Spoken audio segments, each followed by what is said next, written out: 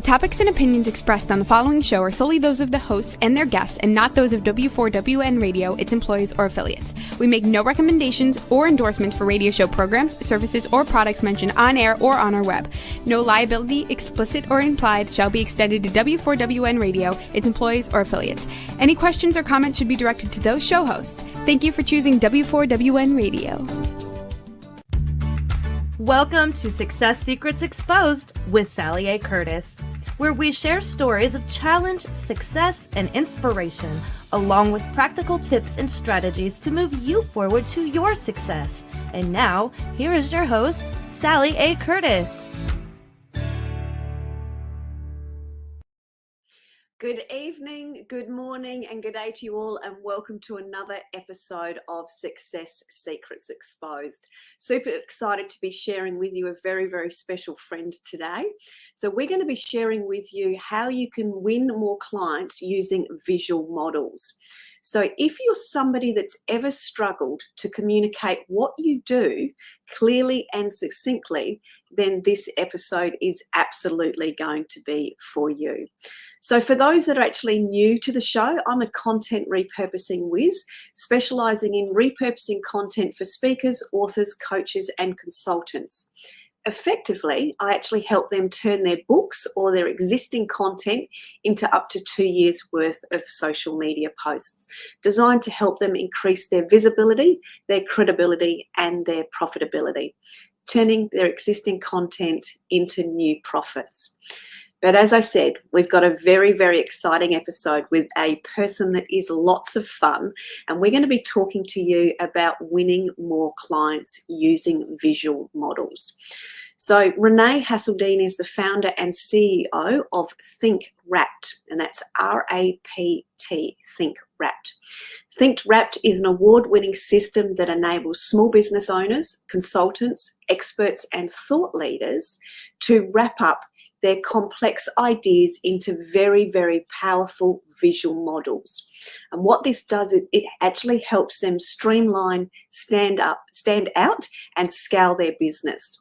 Now, Renée is also an author of 3 best-selling books: Share Your Passion, you come to the right place, Game Changer, and of course, Get Visual. So can you please help me welcome to the show today, Renée, who's going to be sharing with us win more clients using visual models. Yay! Thank you, Sally. Thank you so much for the introduction. I was ready like, oh, I'm going to clap for this person. Who's coming? Yeah, I should hope so. Absolutely. And as I said, everyone, Renée is lots of fun. We've known each other for a little while. We get very giddily excited about all things nerding out as it relates to IP content and business growth. So you're in for an absolute treat today. So thank you very much for joining me. Much appreciated. Now, I would love to ask you a little bit of, if you can elaborate a little bit more on your backstory. So I know that you like nerding out on IP and you get really excited by visual models and you like sort of weird things like spreadsheets. So can you tell us a little bit more of your background, please? Well, you say spreadsheets and then it's not going to sound so weird because actually in a past life I was went to university. I actually did commerce arts, a double degree at Melbourne Uni, and I was on track to be working in, I was actually majoring in accounting and finance. Like, what? How bored would I have been, Sally? I know. It wasn't for me, and I learned that pretty quickly. So I had so that early days of my career were PricewaterhouseCoopers and IBM Global Services. And, so I worked in that big corporate world and very quickly realized that I don't fit very well into I felt like a caged battery hen, just didn't suit me. I wanted to break out and be free and be me. So really, no one ever told me that what I do today is actually a job, right? Like, when I was at school, no one said, visual models expert or intellectual property developer. Like, that was not on the list of doctor, plumber, whatever the other things were, fireman, right? Like, none of those were, it wasn't an option, right? So I kind of made up my job. And it really just came out of my own passion, my own strengths, what I just naturally love to do. And yeah, that's, in October, I'll be celebrating 21 years running this business. Wow. Which is crazy. And yeah, I think RAPT has sort of evolved over time. I mean, the name of it, for example, was a rebrand in 2020, and my business has had multiple rebrands through the years as I've evolved as well, right? When we are small business owners, we kind of are the business. So as we grow and learn and change and evolve, so does the business. So, but yeah, it was in about 2017 that we came up with the IP that is the business today. And yeah, that's what I'm hoping to share this morning. Yeah, absolutely. So I think that's what's really important about this, and I'd love to before we do the big reveal, if you can sort of explain some of the problems that you were also actually seeing that your audience was having. Like you, I work with speakers, authors, and coaches, and we've often got really great IP that's in our head, hence why we evolve so much and rebrand so often, is we've got this great stuff in our head. We know exactly what we mean and what we're saying, but often the translation of that to another party can be quite complex, and we sort of look at them going, but didn't you get what I just said? Because it was really clear to me. Can't you see inside my brain? So walk us through some of the experiences that you've had. I mean, I can just tell this from first person, really, because, I say 21 years in business, but, for at least the first decade, all of my clients came, I was trading time for money as a consultant, right? So all of those clients came from word of mouth, from referrals, and it was easy to be fully booked doing that for me anyway. When I was just trading time for money, right? I only needed a few clients to have a full book, and there I was, done. But I was itching to do more. I kind of really wanted to be leveraging my time more. I wanted to be doing more than trading time for money, and I felt like I wanted to have more of a legacy, and I wanted to, build something that was bigger than me.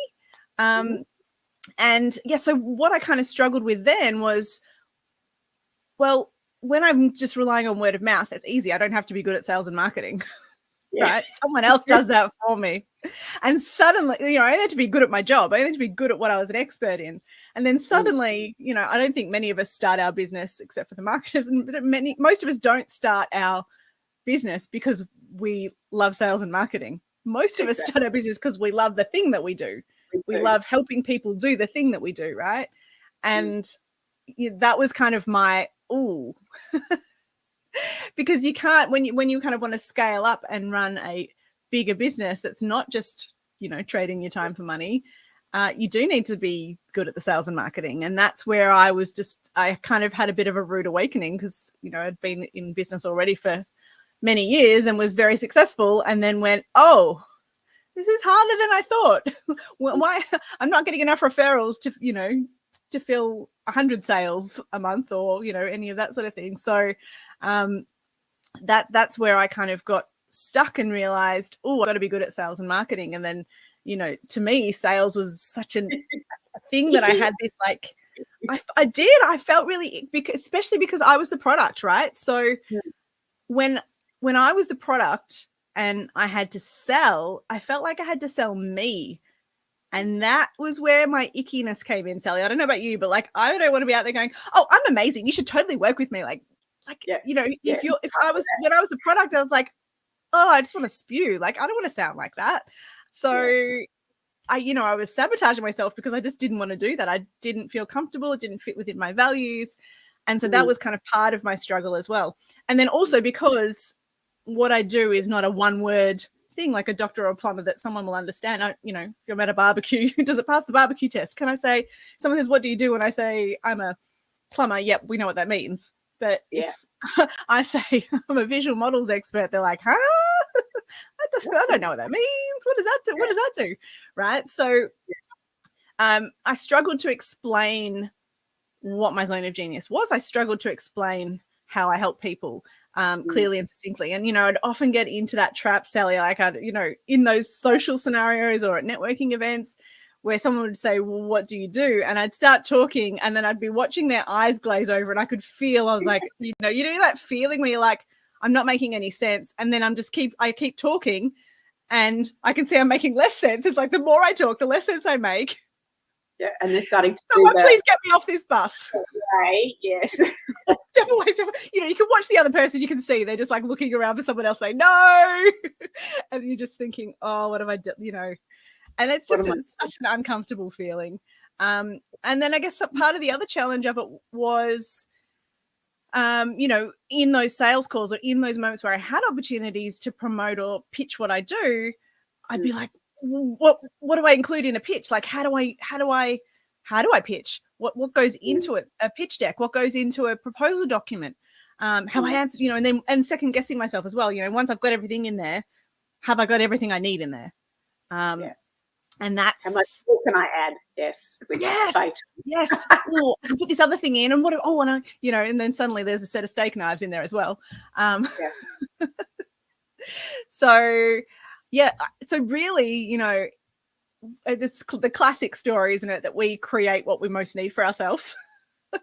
And that's kind of what I did with Think RAPT, is I used my expertise and my skills in creating IP to create a solution for myself and for other people like me who also feel icky about selling themselves, because now that I have the Think RAPT system, I can talk about this system, and the system's not me. Yes, I created it, but it doesn't even matter that I created it, right? Because this thing stands alone with or without me.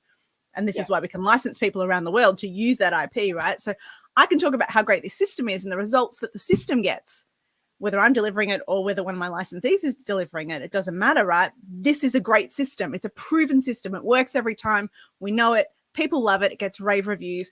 And I don't feel icky about talking about the system and how great the system is, because it's outside of me. Yeah, and I have just seen the difference for those that are actually will have the opportunity to watch the video. You can actually see Renee talking about her experience, and then all of a sudden when she starts talking about a system, she absolutely effervesces and elevates to a different level. And that, I just wanted to acknowledge that, because as entrepreneurs, women entrepreneurs, male entrepreneurs, we all have difficulty selling ourselves at times, especially when we're wanting to grow. As women, we're beautiful at self-sabotaging ourselves and trying to jam my greatest thing is trying to jam too much in, which then just creates more confusion. To prove that we're worth it, right? Yeah, absolutely. Whereas when you've got a proven systemized model, which is what you're going to explain today, because that does actually help you win more business, because not only does it make sense to you, but it lands so elegantly and effortlessly with the audience. And what I've also heard as you were talking about your licensees, obviously prior to your licensee scenario and the certification, you were obviously also able to replace or duplicate yourself as a salesperson as you started to grow your team.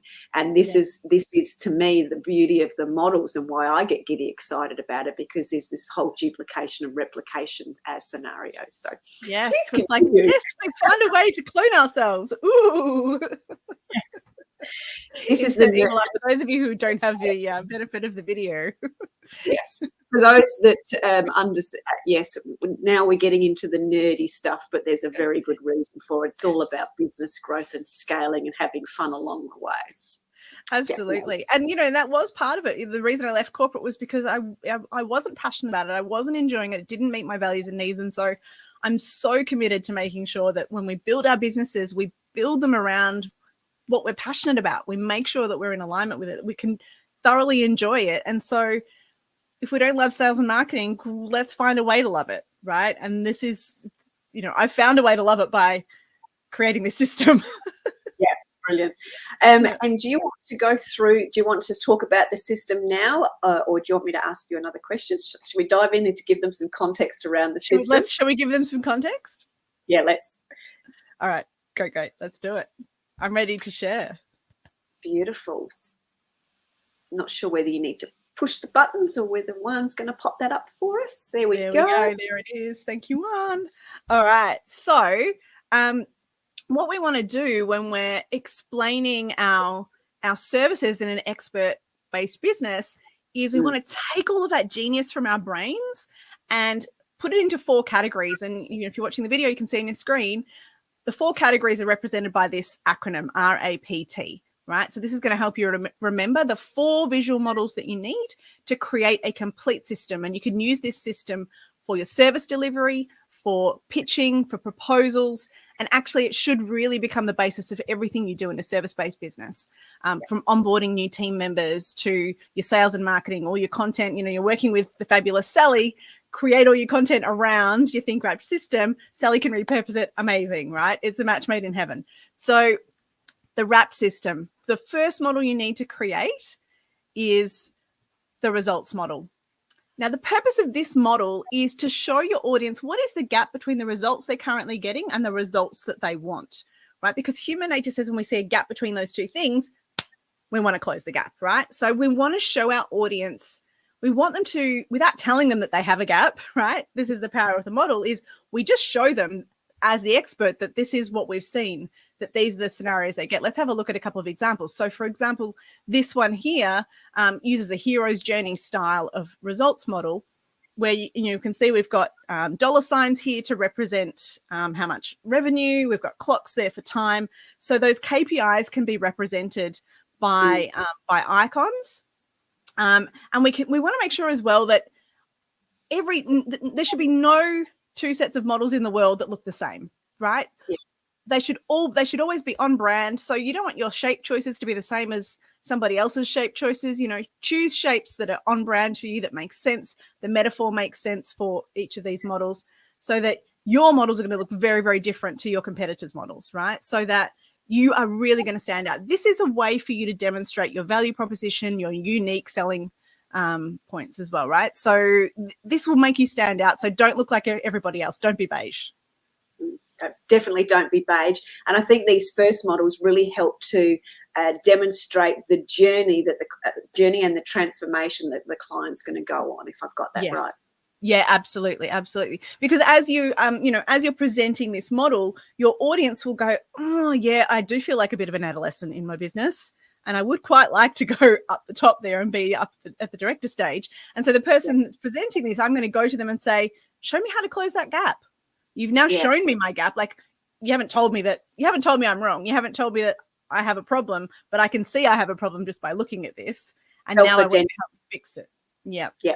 Yeah. So it also takes away that, no one wants to be told that they're wrong, right? No one wants to be told that they have a gap, but we're quite comfortable with doing a self-assessment and going, oh yeah, I have a problem there. And having that insight. Yes, absolutely. Yeah. Absolutely.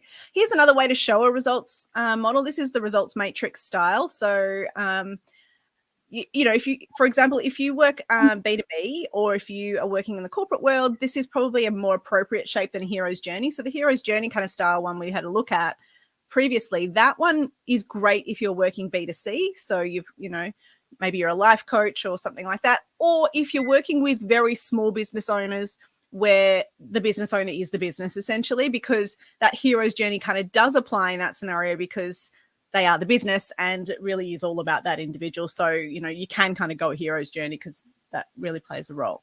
But where you're dealing with a much larger organization, a results matrix is probably more appropriate because it's not about any individual in an organization, a large organization. So a hero's journey might be a bit weird. So results matrix here. So essentially what we want is worst case scenario is that bottom left, best case scenario is the top right, and then you kind of in betweens are the other two. And here we can use, we're using icons in this scenario, just sort of add a bit of emotive kind of element. They're aesthetic, but also they add a little bit of feeling to the model. And again, we're on brand here as well for this client. So yeah, essentially what we can see here for this client is that for his audience, there are 2 things that make a massive difference in the results that they're getting. One is about whether the individuals inside a team are thriving or they're stuck. And the other is, what is the team culture like? Is it a toxic team culture at one end, or is it an aligned team culture at the other end? And then depending on the combination of those 2 things will give you the outcomes that, are possible within a team environment. And then you can see how the team is performing. Any questions on that, Sally? I was just going to say, so for those listening to the radio side of things, the hero's journey very much looks like a mountain. So it's a triangle. So it's a mountain, the hero's journey from one destination to another. And when we were talking about the quadrant, that's very much like I was going to say your noughts and crosses, but it's not quite like that. But it's your 4 quadrants, your normal thing that we've all seen before, where you've got your 4 boxes, and you, as Renee said, it highlights what the issue is. So the visual models are representative of the experience that the client and or their clients are having. So please continue with the next one, which is A. And A is the second model is the answers model. So this one is for you as the business owner, as the expert. What are the answers that your audience is seeking? So to create this model for yourself, what you want to really think about first is, what are the challenges, the problems, the obstacles, the reasons my clients aren't already successful? So, if you reflect back to that first model, right? Why do they have a gap? What are the things that they need to master to close that gap? And that's what comes into the answers model. And, we've got a little puzzle piece there, because this kind of does represent, these are all the pieces of the puzzle that your audience needs to create the big picture of the result that they want. So the answers model is, these are all the things that they need. So in this one, you want to also have, you want to be using nouns. These are things, right? Think about it as if you were writing a recipe for your audience about what they need. This is the ingredients list. You need this, you need this, you need this, you need this, right? So that's what goes into the answers model. And, this is a metaphor here. So this is Sally Stable. She works in the tourism industry as a marketing strategist. And, her results model, we actually did have a mountain, and, we had that metaphor of climbing the mountain, because that's what it is like to run a business. And then for her, for the answers model, we've got, this guy with a backpack, and all the things that you need to be successful have to go into the backpack. So these are all the things you need in your backpack. You need promotion, distribution, packages, visitors, objectives, gear, right? You could put all these things in your backpack. If you forget one of these things in your backpack, you might be in trouble if there's you won't make it to the top. Right. So that's kind of how we play around with that.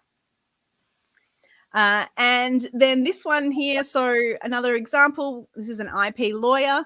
And, for her answers model, what we've used is this metaphor of an umbrella, right? Because you want to make sure you don't have any holes in your umbrella. No leaks. No leaks in your IP protection, right? Make sure your IP is bulletproof. So that's why we've used the umbrella there for her. Any questions on that one, Sally? I was just going to say, that's just really, really surprised me, because when, and I just really want to clarify for people, when we're thinking models and having, this is why it's important for everyone to be able to rewatch the video on YouTube, is the answers model was so on brand. They weren't your boring circle, square, triangle. They were on brand visual models that were very, very representative of the business. So the first one was an individual. It was a person with, the elements that needed to go into the backpack, as Renee shared. And then the umbrella was, bulletproofing or rainproofing, waterproofing your IP. So the visual models themselves are quite extraordinary. So please continue now to P. Thank you, Sally. And so, yes, the third model is the process model. So, many people who are listening or watching may already have some version of this. You may have heard about, you need to get a signature system, right? But essentially this process model is, how do you get your clients from A to B? This is, how do you work, right? So you probably have some version of this, even if it's not explicit. When a client comes to you, you do this, then you do this, then you do this, then you do this. So turning it into a model is just making it a bit more tangible and visible for your clients, so it's more memorable, and so they can latch onto something and feel a bit more safe and secure inside this process, right? Because when we see it solidified into a visual model, we trust it more, right? Yes. It makes more sense. We know that you're not just, for me anyway, when I'm going out and engaging an expert, I want to know that they know what they're doing and they've got a plan, right? I don't want to feel like they're just making it up as they go and they're just kind of like, maybe this will work, trial and error, let's see what happens, right? Yeah. That's so uncomfortable for me, because I feel like that's going to cost me an arm and a leg and may or may not work. Yeah, and I think too with the process model, just hearing it described as the how-to, and when when it's easy for somebody to grasp on and it's memorable, it's actually easy for them to tell the story to somebody else. So if there's two people in a business, it's easy for them to explain to the second person, which means there's more buy-in, and then that person's actually just sold themselves in the process because they've been able to easily explain it as well. So that's the beauty of that model. Absolutely. So with the process model, you want to kind of be looking at between 3 and 7 steps in your process. So if you have a 15 or a 27 or a whatever step process, chunk it down. Put some of those steps, group them together into categories, because we're all way overstretched in our lives, and what feels comfortable to a buyer is between 3 and 7 steps. You make it too many, it's going to feel too overwhelming, and they're already in enough pain to feel like I need help, someone help me, but they don't want to feel like it's going to be a lot of work and a lot, So true. Yeah. Simplify it into between 3 and 7 steps to make your audience feel safe and comfortable. The other thing I would say here as well is we want to use verbs. So these are action words and doing, if you've forgotten what that one is from school. We want to be using verbs. This one here on the screen, Melanie Colling, is the queen of alliteration. And what I mean, so, we have all of the words starting with the letter D here. Yeah. Our brains are so funny. Our brains think that if there's alliteration, if there's an acronym, if there's rhyming, we make this not necessarily true assumption that it must be more true, it must be more real, right? We kind of just, I don't know why, but our brains play that trick. But, so if we can, it's nice to do that. But I also would say don't force it. If you're trying to force everything to start with D and then you make up a word that starts with D, or you kind of trying to stretch the meaning of that word and then you have to explain it, you've kind of broken the whole purpose of having a model in the first place, which is to make it really clear and simple. You want your audience to look at it and know what it means. If you have to explain it, then you haven't got the words right. Use words and language that your audience is already using for your models. So everyday language is what I usually say. Is that everyday language or a word you've made up? Yeah, brilliant. Yes, I mean, and everyday language is going to be different for different audiences, right? Like if you're in a scientific world and your audience is always using this scientific language, then everyday language for them will be very scientific, right? So that's okay. Yeah. But if you're working with lay people out in the in mainstream outside of the science world, then you're going to need to sort of dumb it down a bit, right? Absolutely. Brilliantly said. Thank you. Yep. So, okay. And the other thing I'll say about this process model as well is that we want to be thinking about, and I'll just bring another example up while we do this, is we want to be thinking about shape choices. And here really we want the shape to be linear. We want to show, we know that the shortest distance between 2 points is a straight line. Yeah. And we want to make sure that our clients don't feel like they're landing in a foreign city they've never been to before. They get into a taxi and the taxi driver is taking them around the long way, right? Because often if the clients are buying our services, our zone of genius, our expertise does feel like a foreign city to them. We don't, they don't understand it, which is why they're engaging us. And so, we want to make sure they feel safe. We want to know that we want them to feel certain that we are taking them on the critical path, right? We're not throwing in extra stuff that they don't need. And we're not confusing them by going around the block and going the long way like, a taxi driver who's just taking the piss, right? We really just want to make sure that we're giving them what they need so that we can guarantee results, right? So that linear shape shows them that we are giving them what they need in the shortest possible time. And just for those, again, this linear shape is beautiful footprints that have actually, if you imagine footprints going up the screen, like you would see footprints on the beach. This visual model, again, it's not boring circles or squares. We've got beautiful footprints that are indicating the journey and the steps here. So this is fantastic. Thank you, Renée. Pleasure. Great. And the fourth and the final model is the target model. So the purpose of this model is to show our audience what are the KPIs, the key performance indicators, the benefits that we are targeting, right? This is answering the all-important what's in it for me question. Yep. Now, we talked about in the previous model for the process model that we want between 3 and 7 steps. The target model, though, we really want 3 is a great number of benefits. And the reason for this is, imagine yourself, standing up pitching to a potential client, right? Or the other scenario could be you are doing a speaking gig and you're presenting your models because they are education, right? This is the great thing about it, is when you create your models like this, yes, they sell, right? That's a bonus, but not in a salesy way.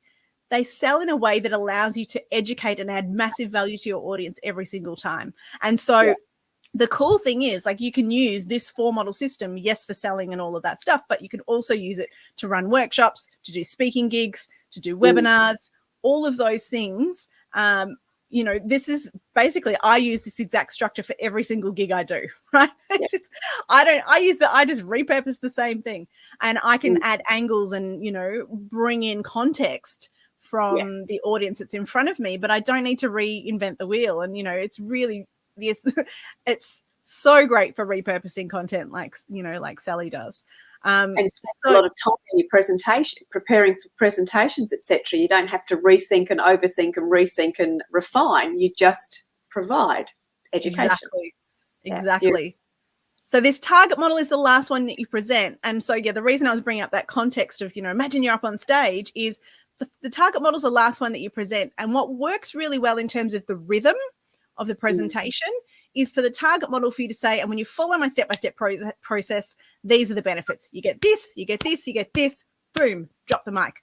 3 benefits. If you throw in 6 benefits or 7 benefits, the energy starts to wane, right? You say, and you follow my step-by-step process, these are the benefits. You get this, you get this, you get this, and you get this, and a set of steak knives. And oh my goodness, now I feel awkward as a presenter, and so does the audience, and it feels icky. Am I in an infomercial? What is going on?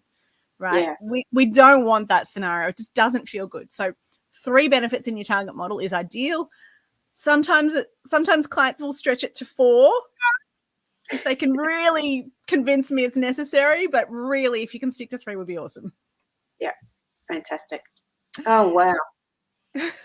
I love it. Sorry, keep going. So this is coming back to Sally. So the example on screen is Sally Stabler. So coming back to, we had the backpack for her earlier, right? So marketing in the tourism industry, and for her, we've got the flag at the top of the hill. You've made it to the top, and boom, there's your flag, and you've got more visitors, more time and energy. You hit your revenue targets. Boom, boom, boom, done. Right? 3 benefits.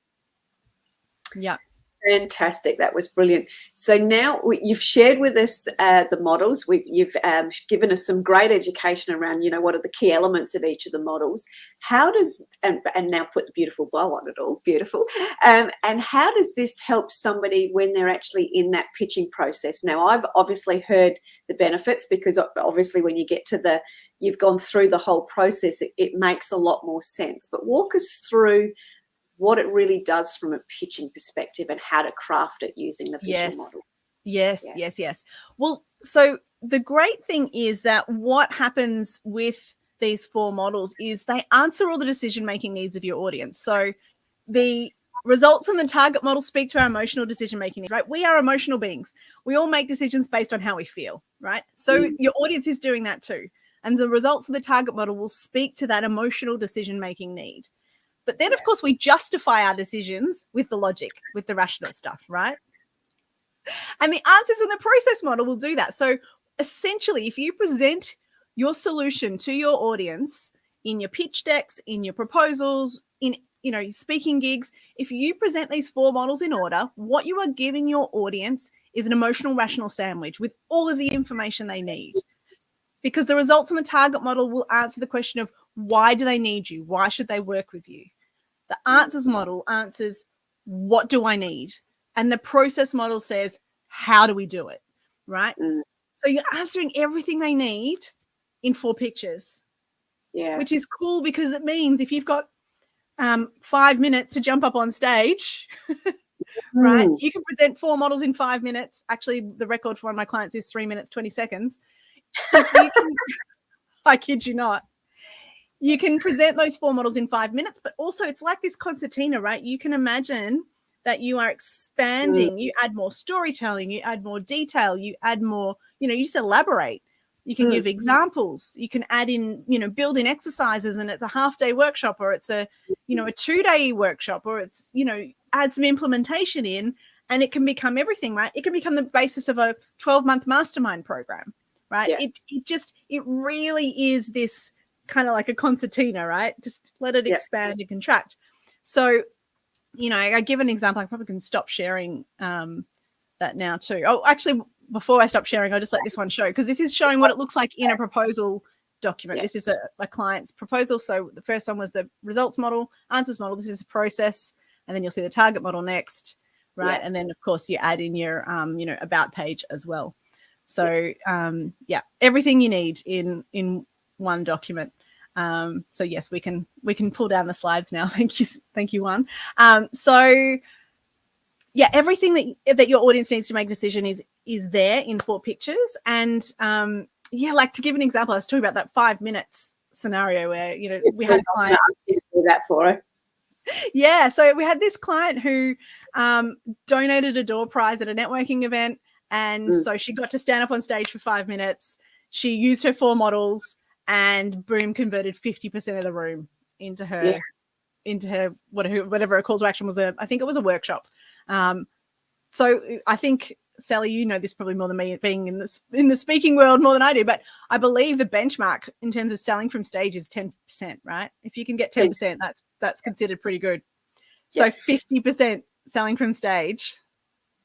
Because of the clarity of the model. Yeah. And that was what I was so glad I know you've shared that story with me before, and you brought it up as we were just talking. And that's such a typical and everyday scenario for so many of us in business is, you're talking to somebody in the elevator, you've got that elevator pitch, or that, you're at the networking event, or you have a massive opportunity to speak to one to many like that.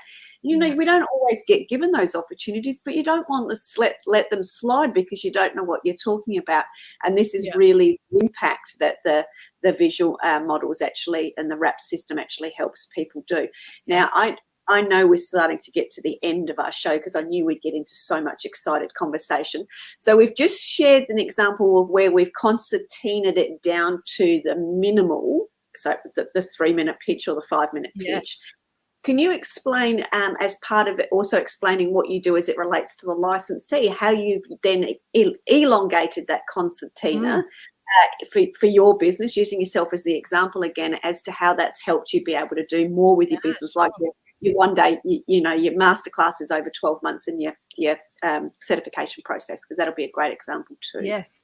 Well, yeah. So I'll firstly go to another client example, because this will give an example of the 12-month mastermind. So another client of ours, when she came to us, already had a very successful business as a career accelerator, $300,000 a year turnover, trading time for money though, with one-on-one clients, right? So that was single 1-hour sessions, with her clients. $300,000 turnover though, so it was still a respectable business. However, she had great aspirations and wanted to grow more. And obviously, when we're trading time for money, we can only help so many people, and she wanted to help more people. So the idea was she wanted to bring in a 12-month mastermind program, but as a career accelerator, as a sort of career coach, if you like, her methodology and the way that she worked with her clients meant that the clients have all the answers. So the client would come to her and she would know how to do it. She would just know which tool to pull out of her toolkit at the right time, depending on what the client showed up with in the particular moment. But in creating her Think RAPT system, what she was able to do was actually show there is actually a proven system. I do have a system, but it wasn't explicit. And so what we did was made it more explicit in creating that Think RAPT system. And so she went from a $300,000 turnover to $1 million turnover in just 15 months. Yeah, huge. Sorry. And that's and how did she was using the models in a number of ways, right?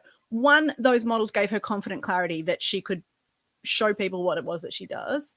2, higher conversions, right? Because she used those models to run half-day workshops, and from that sell into the 12-month mastermind program. So she's using them as to pitch in a way.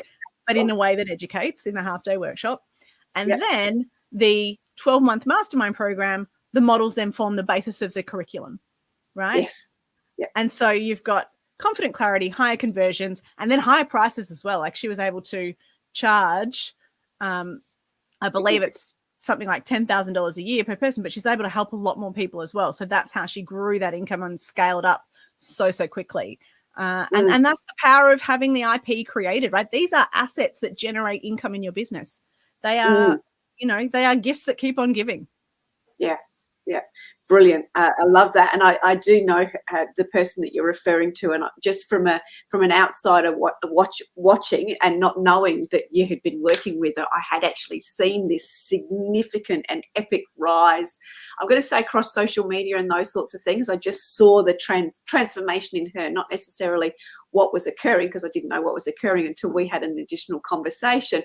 But I just saw this woman just step up and just be magnificent in her own way, but also magnetizing in what she was doing for her community and those sorts of things. So brilliant. Yeah, absolutely. And I didn't answer the second part of the question, which is about the licensing. So basically, and we learned this ourselves. So in 2020, we decided to move into the licensing model for us. So what that means is we train people who are already working with clients that need this kind of system.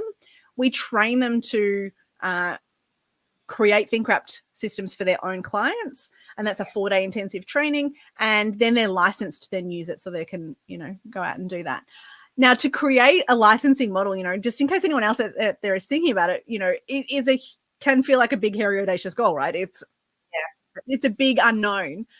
But what we realized, I very, very quickly, I pretty much created that training in less than 2 weeks.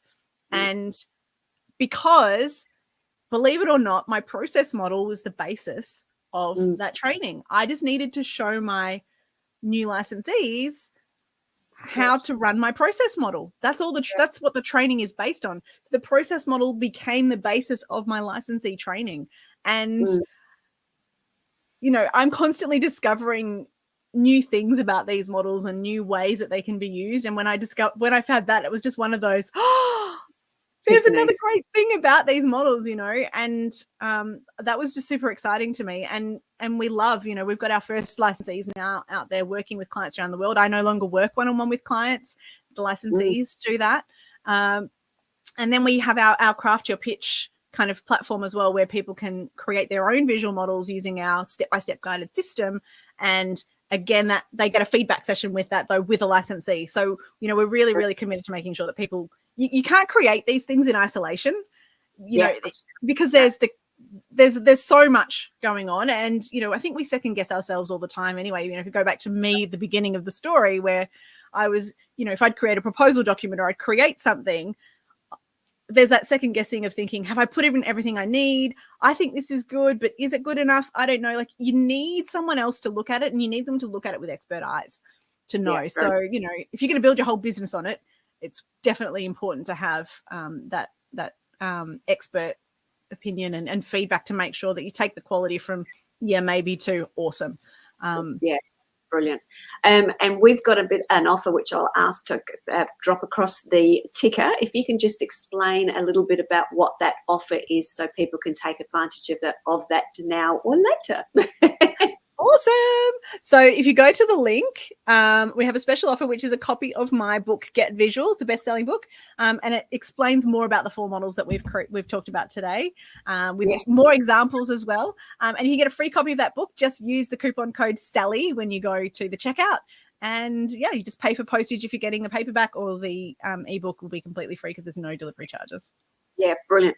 And I have read that book, which is another reason I wanted to have Renée on. It's a beautiful book. It's very easy to read. It really does step everything out and gives you some incredibly good insights of how to go about creating your own visual models. So thank you very, very much. We've got a few more minutes left. Is there anything else in closing that you would like to share or say to help the audience have forward movement? I think it's, and I do this every year in my business, and that is to set aside time to work on, the big picture stuff. And this is really big picture stuff. Yeah. Big picture. Picture, visual. Sorry. Yeah. It's time for another coffee, Sally. I'm making myself laugh.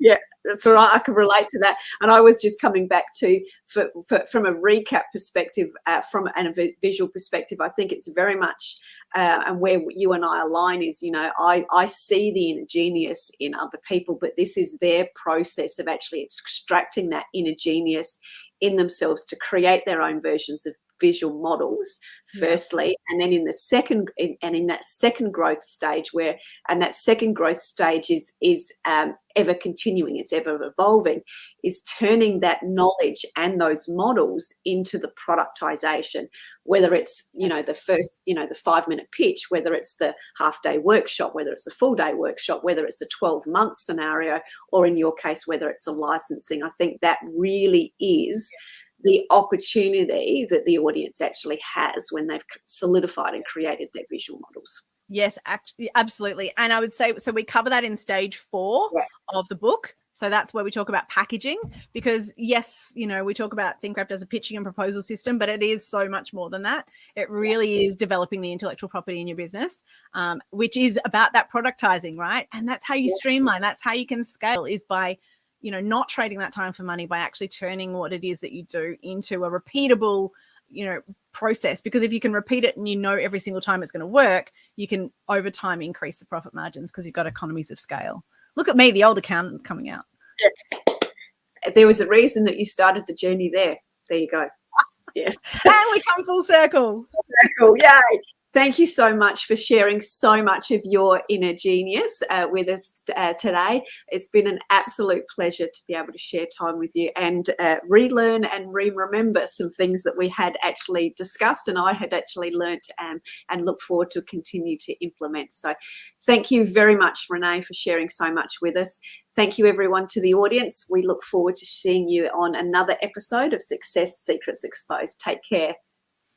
Thanks, Ellie. Bye for That's now. it for this week's episode. Thank you so much for joining us, and I trust that you got some inspirational tips to move you forward. You can find this episode along with many more on your favorite streaming platform such as iHeartRadio, Spotify, iTunes, and more. See you next Thursday at 7 p.m. Eastern Time for more Success Secrets Exposed with Sally A. Curtis.